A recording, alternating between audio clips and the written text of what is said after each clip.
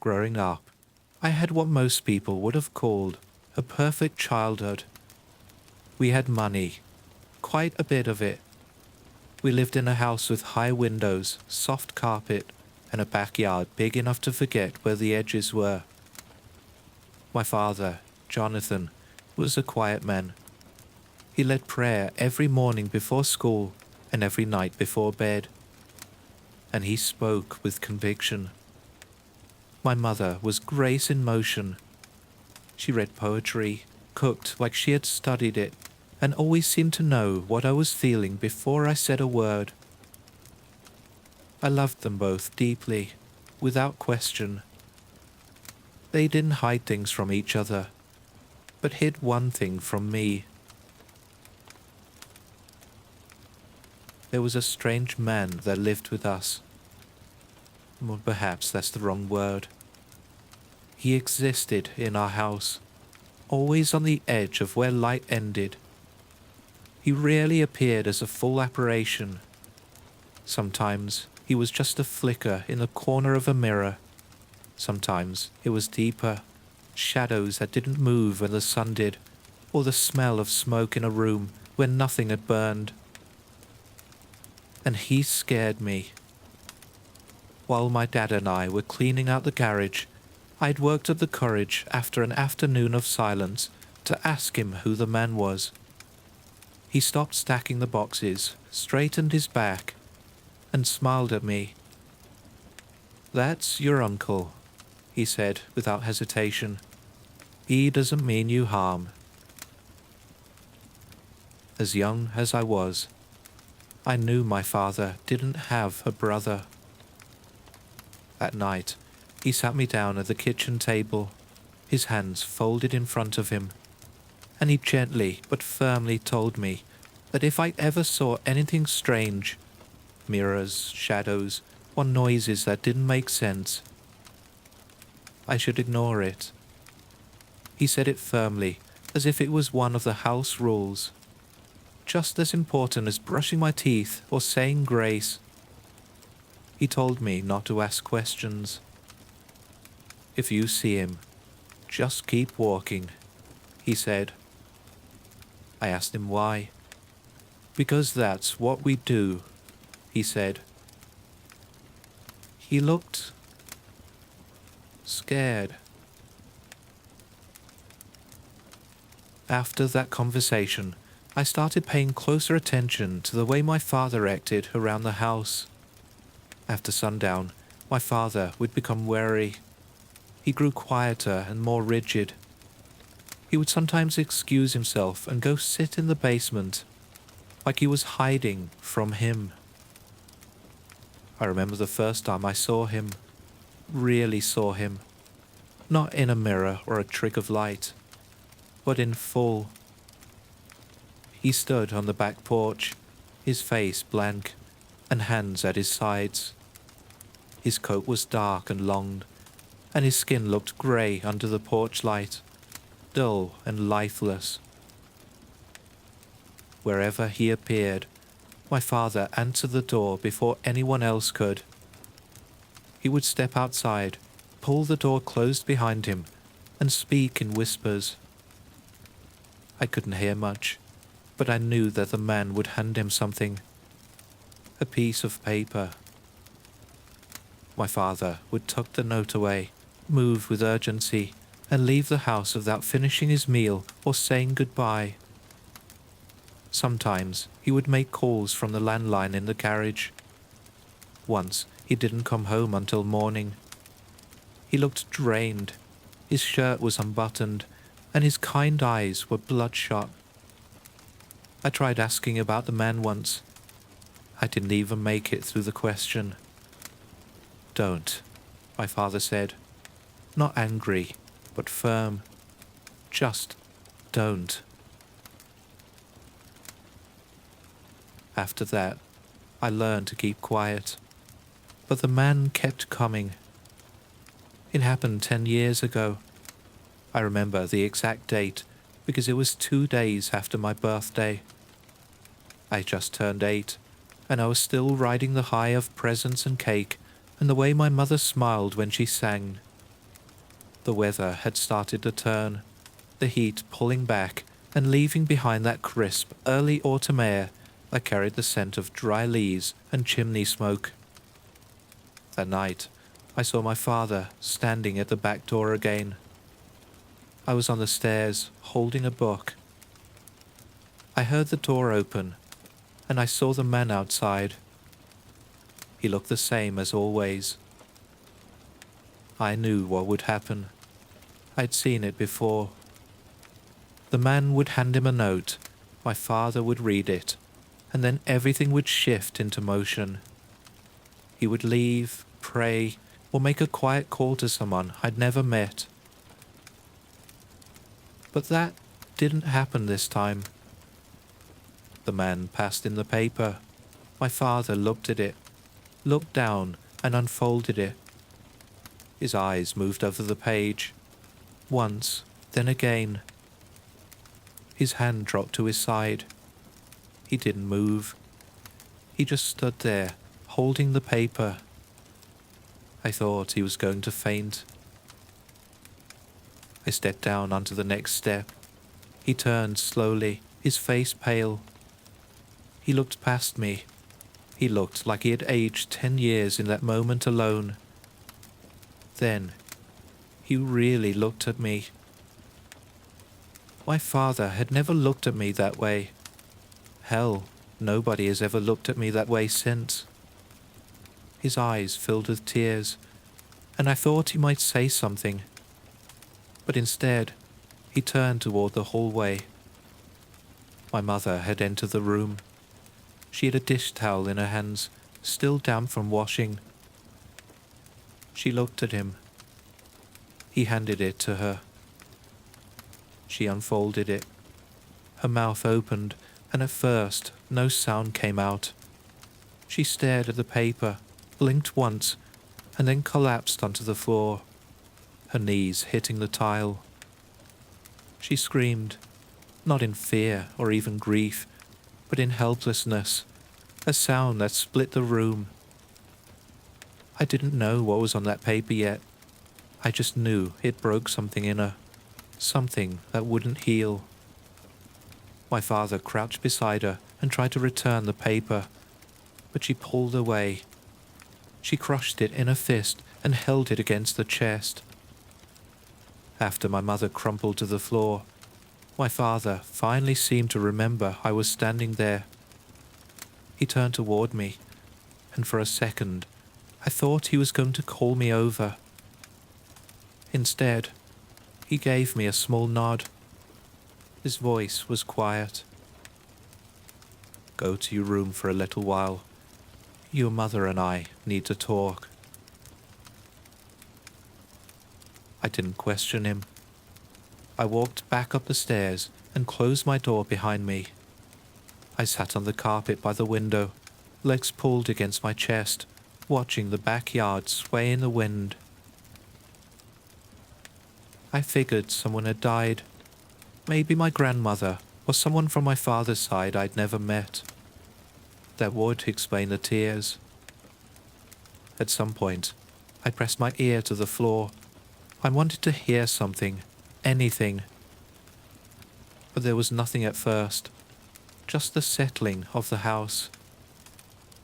Then, eventually, I heard my mother. Her weeping was soft, barely there, sorrow that couldn't be helped or postponed.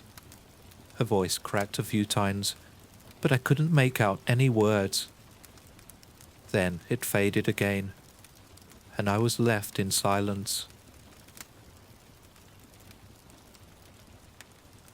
I must have fallen asleep at some point, because when I opened my eyes, the sky outside was darker, clouded over. The hallway was dim. I didn't remember going to bed, but I must have crawled up there. I got up and walked to the door. I needed to pee. I crept down the hall, dragging my hands against the wall as I went, and stopped just before I reached the stairs. I could hear them. My parents are downstairs, speaking in the kitchen. They weren't whispering. They weren't even trying to be quiet. My father's voice was sharp, strained. How are we going to do this in just 6 months? There was the sound of something clattering on the counter. A cup maybe, or a spoon. Then my mother snapped back. We can't just give him up. He's never asked for something this messed up before. How do we even go about this? Curse your grandfather, Jonathan. She sounded panicked. Her words hit like stones thrown in every direction. My father didn't answer right away. I heard him pace as I stood at the top of the stairs. My heart thumped harder with each passing second. I didn't understand what they meant. Give up who? What did 6 months mean? Who had asked for something? But I did hear the fear in their voices. My mind went back to him. That was when the idea first started to take root in my chest. I didn't know what he had written down, but I knew it had something to do with me. And I knew, for the first time in my life, that whatever he was, he had power over my family. The days that followed felt wronged in ways I couldn't explain to anyone. My parents weren't fighting openly, but everything was different. They would stand in the same room and talk like strangers, forced to live under the same roof. The atmosphere changed. Even on clear days, the house felt darker. The man appeared more often. It was hard to know what I was seeing anymore. He began showing up in my dreams, not always clearly, sometimes just the feeling of him. Other nights he was a shape behind the glass, or a figure on the other side of the window, waiting for me to wake up. I wanted to ask my parents what was going on. I wanted to tell them that he wasn't even trying to stay hidden anymore, but I was afraid of what they'd say. And then I noticed something else. My mother started gaining weight. She wasn't eating much, but her belly was fuller, and her steps were slower. Her shirts no longer hung the same. I saw her once in the bathroom mirror, holding her hand to her stomach. I could see him standing right beside her. He was growing bolder. Or maybe we were growing weaker. As her stomach grew, so did the weight pressing down on everything inside that house. I caught my mother staring out the kitchen window more often, her fingers resting on the counter like she was waiting for something to appear outside and carry her away. My father became more devout than ever. He spent hours locked in the study, muttering under his breath, his voice rising and falling. He was constantly reciting scripture. I peeked in once through the crack of the door and saw him kneeling, not just praying, but rocking, whispering between his teeth while staring at the floor. I only got the courage to question the entire situation one time, but I was met with bland responses. They were clearly shrugging me off. The night it all fell apart started with the wind. The trees scraped the windows, the power lines swayed and groaned above the roof. Thunder rolled in circles, never close enough to crack the sky, but loud enough to rattle the windows. I woke to screaming. My body reacted before my thoughts caught up. I sat up in bed, my heart pounding and my chest already tight. I could tell from the tone that it wasn't just anger. My mother's voice tore through the house with desperation. I climbed out of bed and stepped into the hallway, too scared to move closer, too afraid to go back. Her voice ran out from downstairs. "We have to give it a kid tomorrow, Jonathan." She sounded broken. My father answered her, pleading. "We'll find another way. Just wait, please." "I'm done waiting," she screamed. You know what will happen. You know. There was a crash. I stood there, gripping the banister, my hands shaking, my stomach twisting. Then, I heard the scream. My mother. One sharp, terrible sound that cut through the house like metal tearing through cloth. And then nothing. I ran. I was already down the stairs before my brain caught up to what I was doing. The air smelled sour. The lights in the hallway were off, but there was a glow from the bathroom door. The light spilled out into the dark, casting shadows on the floor. She was on the ground. My mother. Her body was twisted at the hip, one leg stretched out, the other bent beneath her. Blood had soaked through her dress and pooled under her shoulders. Her head was resting against the base of the tub. Her eyes were open, glassy, her mouth half-parted. There was a knife in her hand. I couldn't breathe. My father was beside her, on his knees. His shirt was stained, his face blotched red. He held something in his hands. I didn't understand what I was looking at. It was small, pink, a mess of limbs and tissue. He cradled it like it might cry. He was rocking back and forth, whispering something to it over and over. I wanted to scream. I wanted to ask what happened, but nothing came out. I turned and ran. My hands hit the stair rail. I missed the step and slammed into the wall halfway up. I kept going, back to my room. I closed the door. I crawled into my closet. I curled up and held my knees to my chest. I stayed there until the sun rose. The funeral for my mother was quiet. Not because there weren't people there, but because no one knew what to say. A small church just outside of town, the one my father used to preach at. The sanctuary smelled like lilies and varnished wood.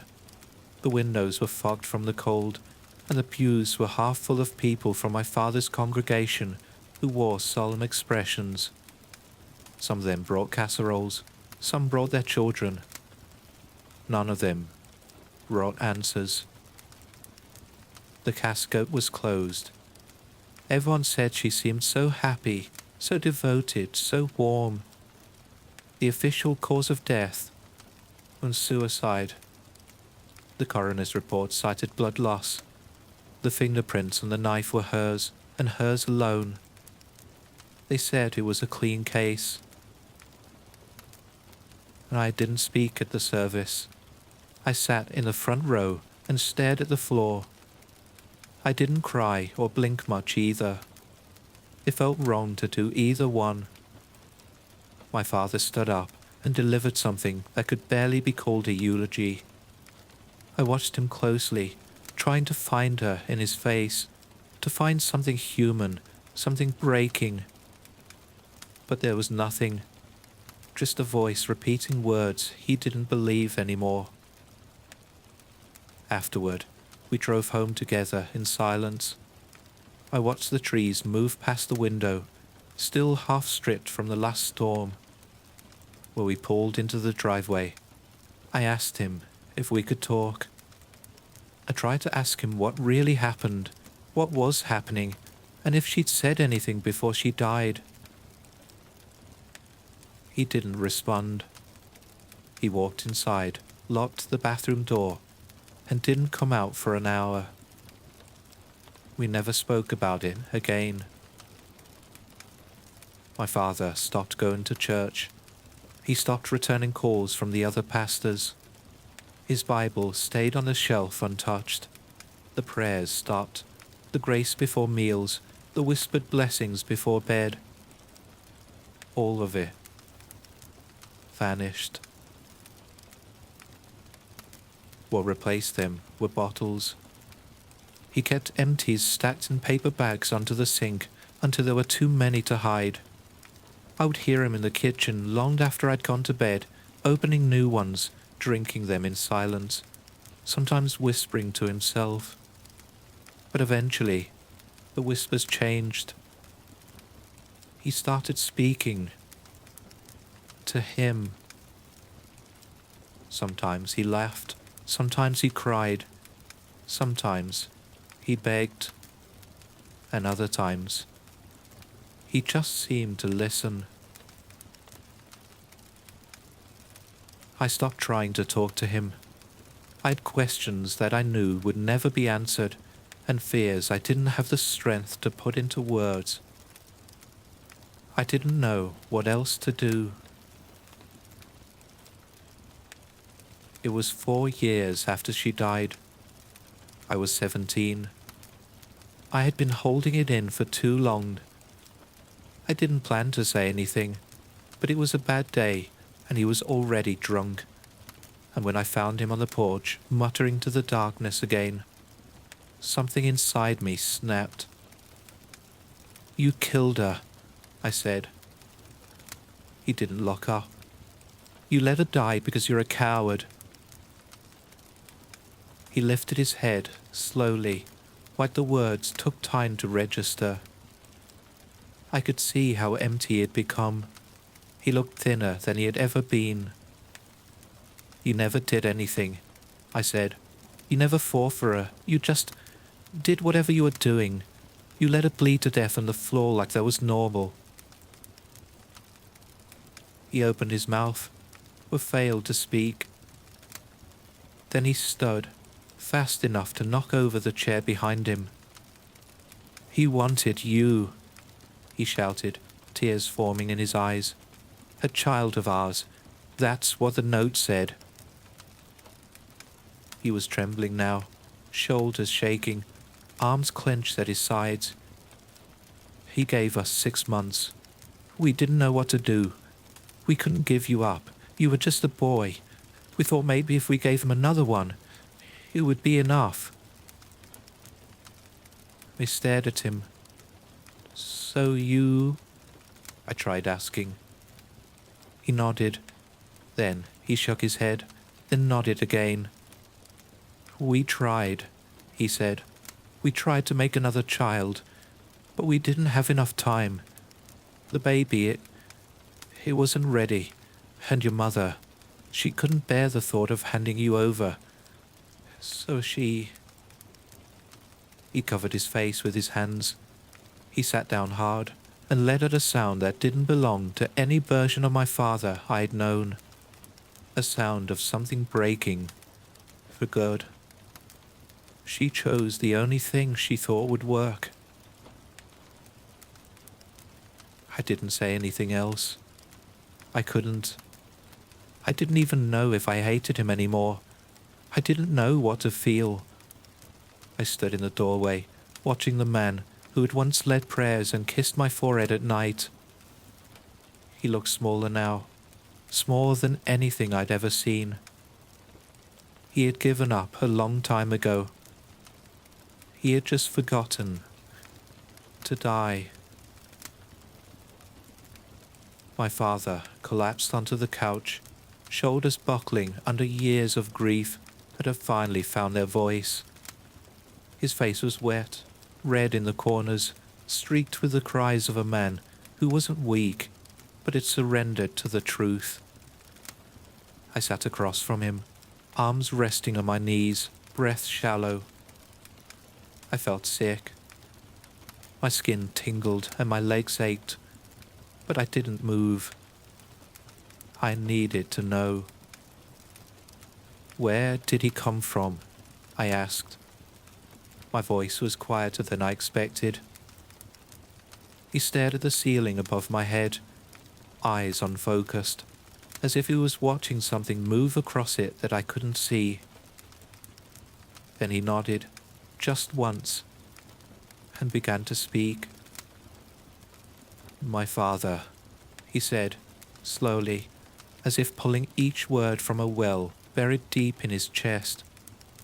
Your grandfather made a deal with something, I think. He swallowed hard, robbed to the corner of his mouth, and kept going. I was born wrong, crippled. I couldn't walk, talk, or even breathe right. They told him I'd never live a full life. Doctors gave up. I don't remember any of it. I was too young. But he swore it was hopeless. Then one morning, I stood up. I talked. I was fine. He let that hang in the air for a moment, then looked down at his hands. That's when he came. After I got better, he showed up at our door, just standing there. Father knew what he was. I don't know how, but he did. And he let him in. He looked up then, straight into my eyes. He did things for him, just like I did, and still do. He leaned back on the couch, his voice trembling now. I don't know what the first note said, but I remember what happened afterward. A cousin vanished, then my uncle. One day, your grandfather refused to do what the man said. He thought he was strong enough, I guess. He shook his head, jaw clenched tight. People in our family were taken, my father included, gone without explanation. I don't even know what it is, he said. He never told me. Maybe he didn't know either. Maybe that was part of the deal. Keep serving and stay ignorant. It gives us wealth and luck, if you can call it that. But he ran a hand through his hair, then dropped it to his lap. He exhaled a slow, tired breath. I curse him, my son. I curse my father every day. If he'd just left me the way I was, maybe none of this would have happened. Maybe I'd have a short life, a quiet one, but a real one. And you would have never known any of this. His voice cracked again. He didn't wipe his eyes this time. He let them fall freely. I used to wonder if I was ever supposed to be a father. If maybe he let me live, just so I'd carry the burden to someone else. He turned toward me and, for once, didn't try to be strong. I'm sorry. I'm so sorry. I should have ended it. I should have done something. I don't know. I don't know what I could have done, but it should have been anything but this. His words hit hard. My chest burned. I hated him for so long that I didn't know how to stop. But hearing him say those words and the ruin behind his eyes left me hollow.